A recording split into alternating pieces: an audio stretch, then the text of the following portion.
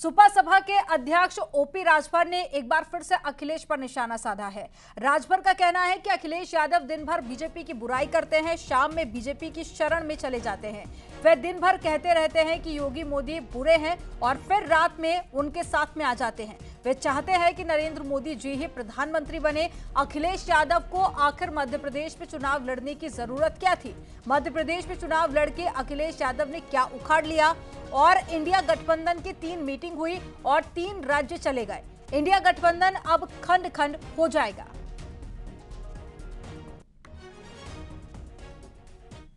CBI जांच कर रही थी खनन घोटाले में अखिलेश जी का नाम। अभी विधानसभा के अंदर 1 तारीख को मुख्यमंत्री जी जब जवाब दे रहे थे अखिलेश जी के प्रश्नों का, तो गोमती रिवर फ्रंट में कैसे कैसे घोटाले हुए, कितना कितना करोड़ का घोटाला हुआ, वो सारी रिपोर्ट पेश कर रहे थे। इतना जानकारी के बाद बच कैसे रहे हैं? तो ये दिन में बीजेपी के खिलाफ बोलते हैं, रात को गुलदस्ता लेके योगी जी के यहाँ, मोदी जी के यहाँ शरणम गच्छामि, हम आपके साथ हैं, आप प्रधानमंत्री बनिए, हमको खाली बोलने दीजिए दिन में, रात में तो हम आपके साथ हैं, वोट वोट हम नहीं चाहिए। उदाहरण देखिए क्या हुआ। गठबंधन में है ना, जो विपक्षी गठबंधन है, और उस गठबंधन में अखिलेश जी का बयान है कांग्रेस चालू पार्टी है, इसको वोट मत देना, ये हमको धोखा दे दिया तो तुमको भी धोखा दे देगी, ये भाजपा की सहयोगी पार्टी है। तो भाजपा वाले क्या कर रहे हैं कि सपा बी टीम है भाजपा की, ये भाजपा का सहयोग कर रहे हैं। कांग्रेस वाले सही कह रहे हैं, ये लड़के हुआ का उखाड़ दिए यहाँ लड़के का पौला, नीतीश जी लड़के का पौला, जी लड़ल का पौलस। और नहीं कि पार्टी का प्रमुख लीडर प्रोफेसर राम गोपाल जी कहते हैं कि जब रिजल्ट आया 5 राज्यों का, 3 राज्यों में बीजेपी जीती, तब प्रोफेसर राम गोपाल जी ने कहा मोदी जी का जादू है। मतलब वो जान रहे हैं कि 24 में मोदी जी का जादू चलेगा और कुछ चलने वाला नहीं है। 3 मीटिंग हुई और 3 तारीख को गिनती हुई तो 3 राज्य चला गया 3 को गिनती थी, 3 राज्य गया। अब बैठक रखे 6 तारीख को।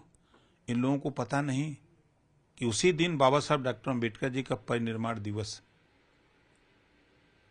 बैठक में कोई जाने को तैयार हुआ? इस चौथे में सब खंड खंड हो जाए।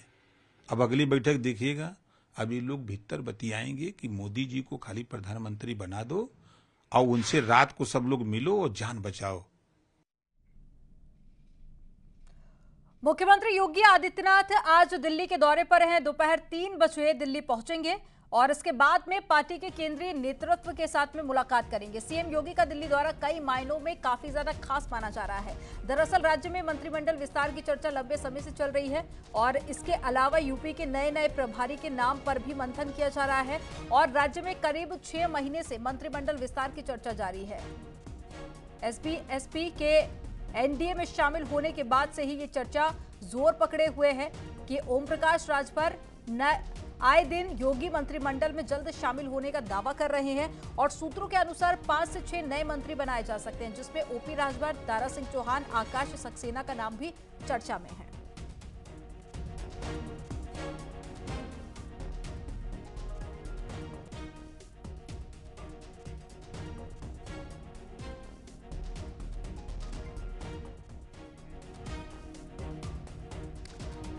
तो मंत्रिमंडल विस्तार पर लगातार चर्चाएं जारी हैं और ऐसे में लगातार इससे पहले भी ओपी राजभर की तरफ से कई बार यह स्टेटमेंट दिया गया कि उन्हें मंत्रिमंडल में जगह मिलेगी। अब 5 से 6 सीटों पर अब जल्द ही जो नाम है वो भी तय हो जाएंगे।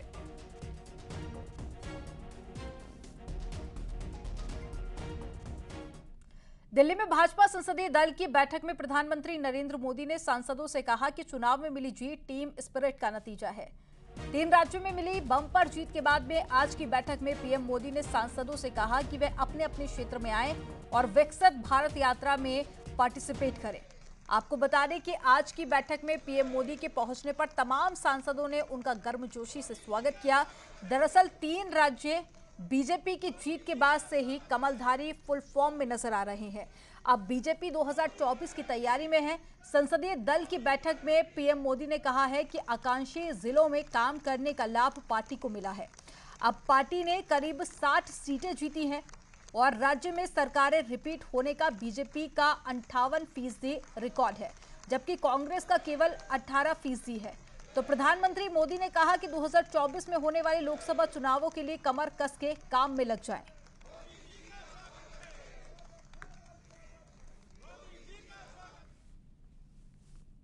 8 दिसंबर को मुख्यमंत्री योगी आदित्यनाथ का ग्रेटर नोएडा का दौरा रहेगा और इस दौरे के लिए स्थानीय पुलिस प्रशासन ने तैयारियों को पूरा कर लिया है। सीएम योगी एक निजी यूनिवर्सिटी के दीक्षांत समारोह में शामिल होंगे। साथ ही सीएम योगी जिले के अधिकारियों के साथ में समीक्षा बैठक भी करेंगे।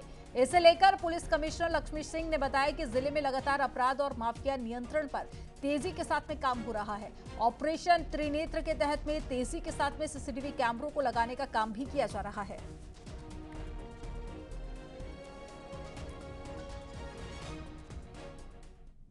देखिए, इसमें हम लोगों के जनपद में अब तक 35,000 से अधिक कैमरेज जो हैं लगाए जा चुके हैं। जन सहयोग से लगाए गए हैं, कुछ अथॉरिटीज़ के सहयोग से लगाए गए हैं, कुछ पुलिस के अपने एंडेवर्स से लगाए गए हैं और उसको हम लोग इंटीग्रेशन करवा रहे हैं। हमारे सभी थानों में वीडियो वॉल बन चुकी है, जिसके माध्यम से अब हम इन कैमरेज के सहायता से सड़कों पर दृष्टि रख रहे हैं। ऑपरेशन दृष्टि के तहत कुछ ऐसे भी इलाके हमारे ऐसे हैं जो जनपद की सीमाओं पर हैं, जहां पर हमारे सोलर पैनल के द्वारा ये कैमरे ऑपरेटेड हैं और आईपी लिंक के जरिए इनको थानों में इंटीग्रेट, चौकियों में इंटीग्रेट कराया गया है।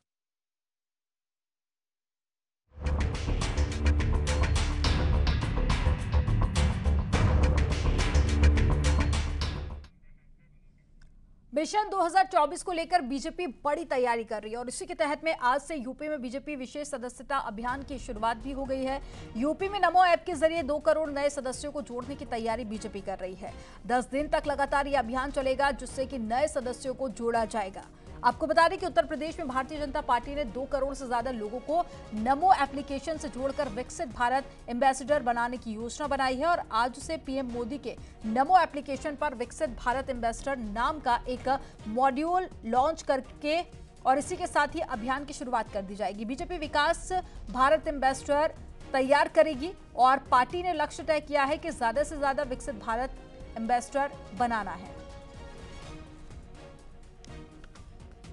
भारतीय जनता पार्टी नमो ऐप के जरिए 2 करोड़ से ज्यादा लोगों को पार्टी से जोड़ेगी, यानी नमो ऐप पर जोड़ेगी। जाहिर सी बात है, और जो कामकाज पार्टी के कार्यकर्ता पदाधिकारी करेंगे वो नमो ऐप के जरिए एक बेहतर प्रतिस्पर्धा पार्टी में होगी। यही वो वजह है कि पार्टी के जो कामकाज है उनमें तेजी आएगी और सभी के कामकाज का ब्यौरा भी इस ऐप पर मौजूद रहेगा। यही वो वजह है पार्टी के तमाम कार्यकर्ताओं को नमो ऐप की ट्रेनिंग दी जा रही है और कैसे नए लोगों को इस नमो ऐप से जोड़ना है इसके बारे में बताया जा रहा है।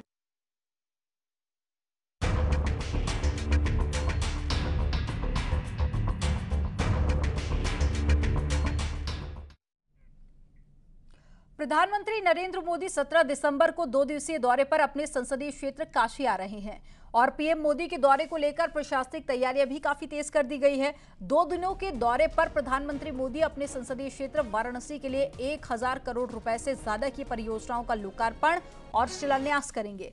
पीएम मोदी यहां विकसित भारत संकल्प यात्रा के तहत में लोगों को संबोधित करेंगे, तो वहीं काशी तमिल संगमम के दूसरे सीजन का शुभारंभ भी नमो घाट पर कर सकते हैं।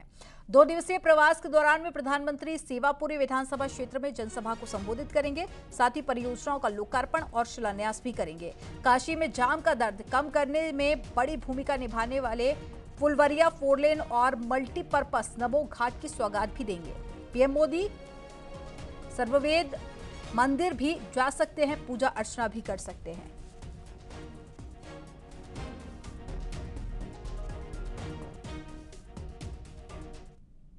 इस बार प्रधानमंत्री काशी तमिल संगमम के दूसरे सीजन में शामिल हो सकते हैं। दूसरे सीजन का यहीं पर शुभारंभ कर सकते हैं। दूसरा सीजन काशी तमिल संगमम का इस बार नमो घाट पर आयोजित होना है। पिछली बार ये कार्यक्रम बीएचयू में हुआ था, लेकिन इस बार नमो घाट पर होना है, जिसका शुभारंभ प्रधानमंत्री नरेंद्र मोदी कर सकते हैं। इसके अलावा जो विकसित भारत संकल्प यात्रा है उसके तहत एक जनसभा करेंगे, सर्ववेद मंदिर भी जा सकते हैं और तमाम सारे कार्यक्रम हैं प्रधानमंत्री नरेंद्र मोदी के अपनी संसदीय क्षेत्र में। तो इस बार लंबे अरसे के बाद प्रधानमंत्री नरेंद्र मोदी अपने काशी यानी कि संसदीय क्षेत्र में 2 दिन बिताएंगे और 2 दिन तमाम सारे कार्यक्रमों में शुरू होंगे। फिलहाल अभी औपचारिक कार्यक्रम प्रधानमंत्री का नहीं आया है, लेकिन शुरुआती इनपुट मिलने के बाद प्रशासन ने तैयारियां शुरू कर दी हैं। नमो घाट पर ही ये भव्य कार्यक्रम है, जो हेलीपैड जहां पर बन रहा है वहां बताया जा रहा है कि कार्यक्रम हो सकता है, तो इसकी भी तैयारियां शुरू हो गई हैं। और इसके अलावा जो विकसित भारत संकल्प यात्रा है उसकी भी तैयारियां शुरू कर दी गई हैं। कैमरा पंकज सिन्हा के साथ उपेंद्र द्विवेदी, न्यूज़ 18 वाराणसी।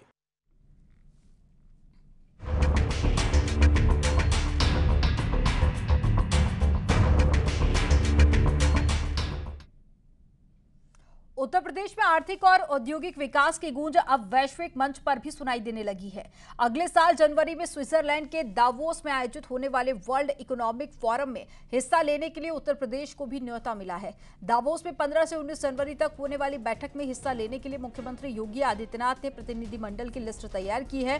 प्रतिनिधिमंडल में वित्त मंत्री सुरेश खन्ना और मंत्री नंद गोपाल गुप्ता नंदी के अलावा औद्योगिक विकास आयुक्त मनोज कुमार सिंह और मुख्यमंत्री के सचिव अमित सिंह भी शामिल हैं। और सम्मेलन में शामिल होने जा रहे मंत्री 6.5 साल में प्रदेश के आर्थिक और औद्योगिक विकास की तेज रफ्तार का मॉडल भी पेश करेंगे। यूपी में निवेश के लिए बने नए सकारात्मक माहौल की जानकारी देंगे, ताकि दुनिया भर के निवेशकों को उत्तर प्रदेश की ओर आकर्षित किया जा सके।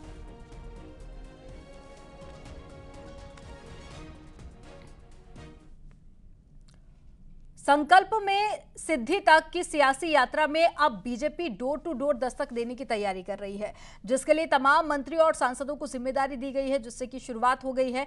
ये यात्रा 26 जनवरी तक गांव-गांव तक जाएगी और साथ ही आपको बता दें कि लोगों तक बीजेपी की क्या उपलब्धि है वो भी पहुंचाई जाएगी। मोदी की गारंटी इनके हर झूठे वायदों पर भारी है।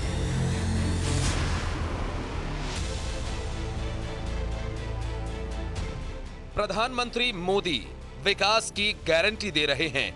सीएम योगी जीरो टॉलरेंस की नीति के साथ आगे बढ़ रहे हैं और बीजेपी के तमाम योद्धा अब इसके संदेश के साथ हर घर दस्तक दे रहे हैं।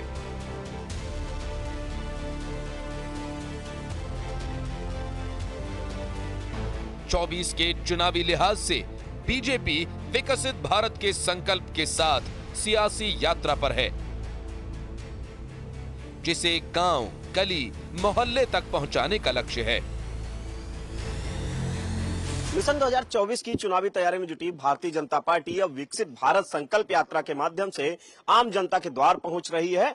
और यह विकसित भारत संकल्प यात्रा जो भारतीय जनता पार्टी की उत्तर प्रदेश सरकार और केंद्र सरकार यानी कि मोदी सरकार और योगी सरकार की जो तमाम योजनाएं हैं, जिनका आम जनता को सीधे लाभ पहुंच रहा है, उन योजनाओं का उनका रिपोर्ट कार्ड लेकर आम जनता के दरवाजे पहुंच रही है। और इसमें सभी विधायक, सांसद, उत्तर प्रदेश सरकार के मंत्री और भारतीय जनता पार्टी का संगठन जुट गया है।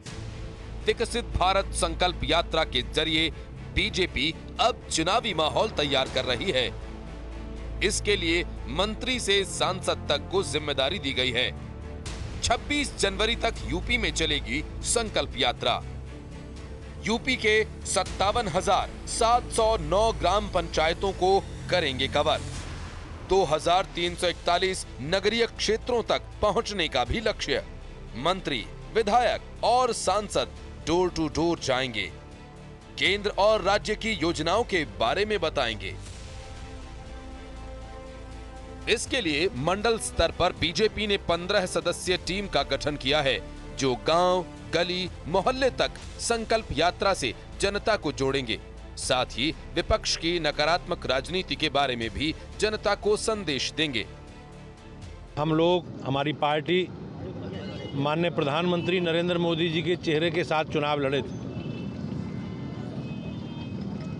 हम 3 राज्यों में पूर्ण बहुमत की सरकार हमने बनाई है और तेलंगाना में भी भारतीय जनता पार्टी की सीट भी बढ़ी हैं। और हम सब लोग संकल्प लेकर, जो माननीय प्रधानमंत्री जी की प्रतिबद्धता है, गरीब, महिला, किसान और युवा, इन सारे विषयों को लेकर जनता के बीच में जाए।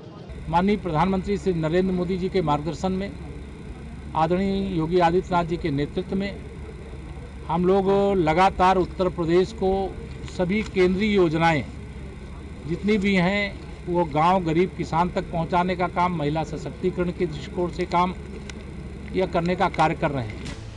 दरअसल बीजेपी की कोशिश विपक्ष पर पॉलिटिकल प्रेशर के साथ अपने अभियान को धार देने की है, जिससे जनता के बीच विकास, हिंदुत्व और रोजगार का मुद्दा पहुंच सके। क्योंकि पिछले 9 सालों में जिस तरह मोदी सरकार में जनता के लिए कल्याणकारी योजनाओं की शुरुआत की गई, उसका लाभ अब आखिरी पायदान पर बैठे व्यक्ति को मिल रहा है और इसी को भुनाने के लिए संकल्प यात्रा की शुरुआत की गई है। Bureau report, news 18।